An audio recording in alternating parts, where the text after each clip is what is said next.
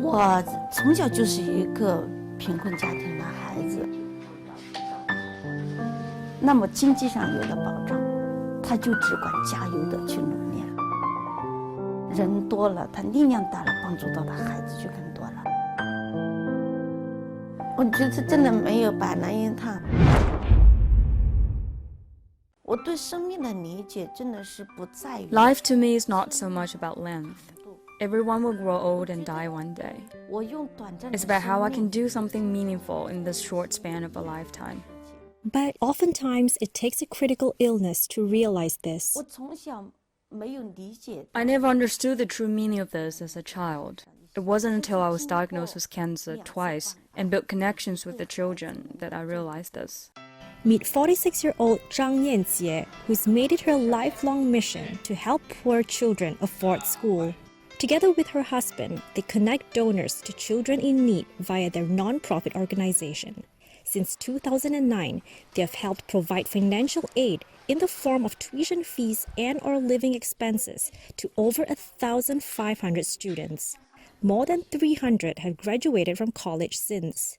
To Zhang Yanjie, this is a step forward in fighting intergenerational poverty. But in 2010, she was hit by advanced stage breast cancer. 10 years later, in August 2020, it metastasized. Here she is recovering over 2 weeks after her final round of chemotherapy.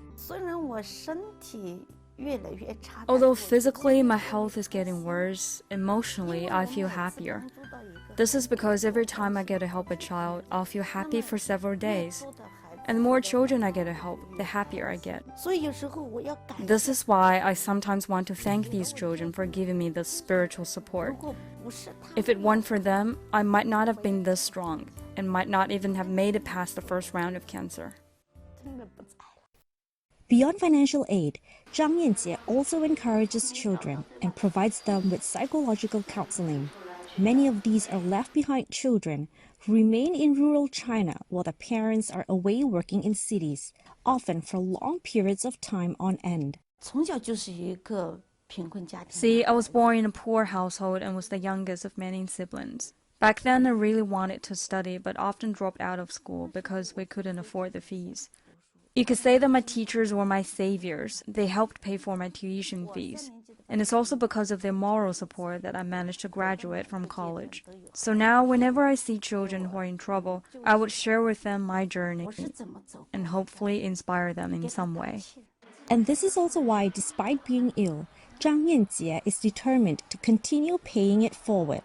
Having mobilized thousands of volunteers to be part of a movement is just one part of a bigger goal. I don't need the children to be grateful to me.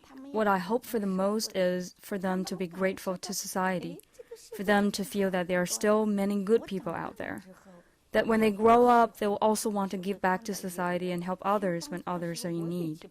That would be the biggest reward for me. But Zhang Yanjie also has a no-holds-barred approach when it came to realities of her illness.